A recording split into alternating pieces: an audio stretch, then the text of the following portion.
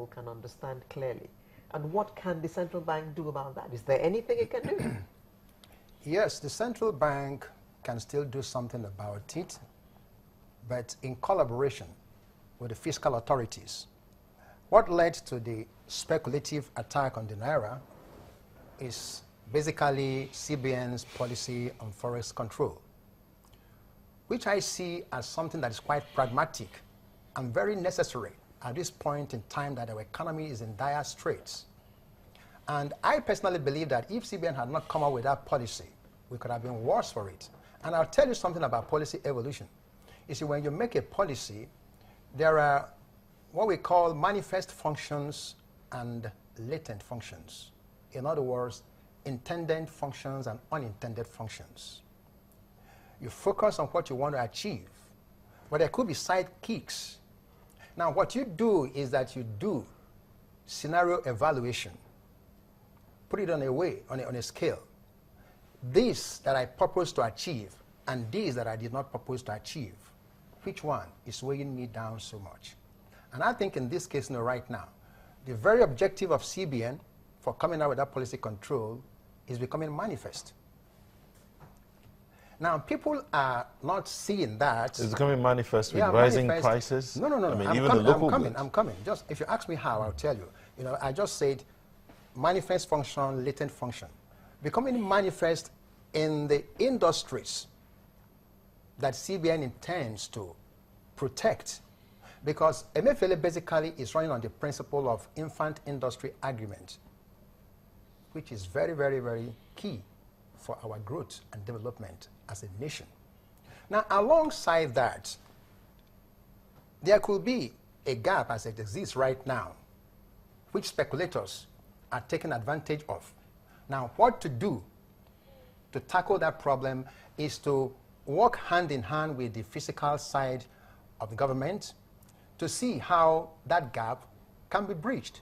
And to that extent, I also expect to see the Minister of Finance, Minister of Trade and Industry come up with genuine proposals to corroborate with what the CBN governor is doing, who has kind of single-handedly been running this economy for almost 2 months before the cabinet was put in place.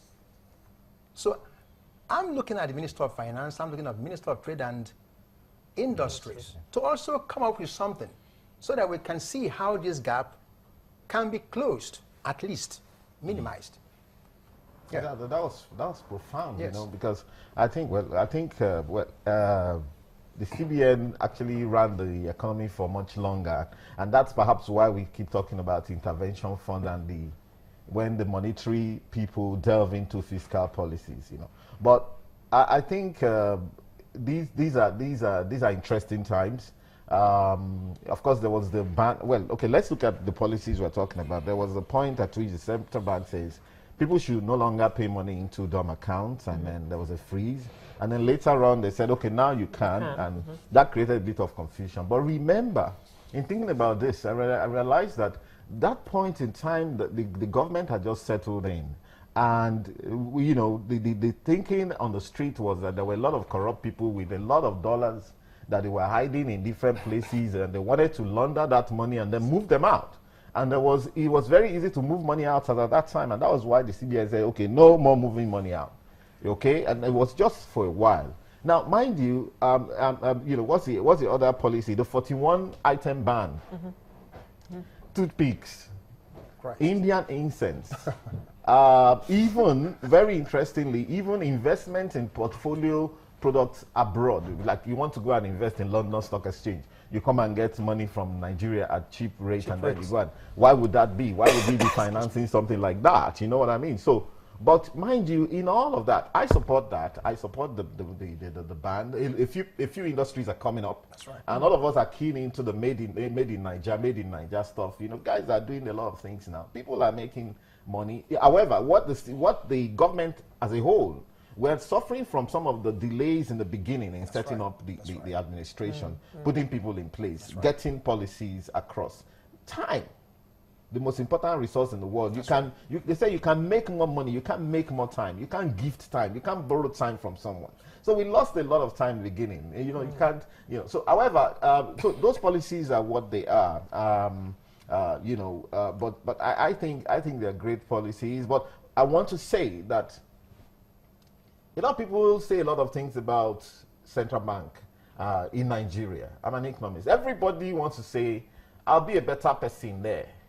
But let's think about all the prominent central bank governors in the world. Is it from Judge Osborne or, what's it called, former Judge Gordon Brown, who did very well as the Chancellor of the Exchequer, and then at the end of the day, what happened?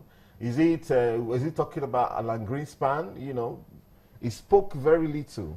He had his problems in the end. Is it Janet Yellen? You see, the central banking is a very dynamic function. You're going to try some policies.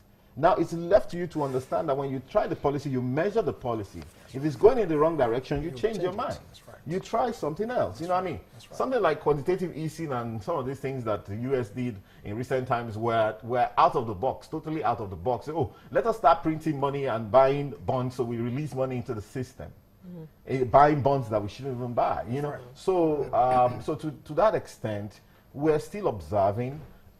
I personally, my issue with government as a whole is that they could have leveraged the Naira.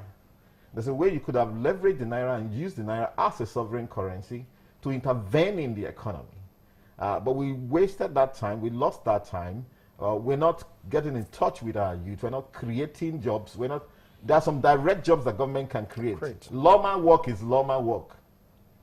Okay, you can create some of that through private sector, but also sometimes, I think when they asked, was it Fashola they asked in Lagos State, oh, why don't you buy these machines that sweep the street? Then the man said, what am I going to do with the people?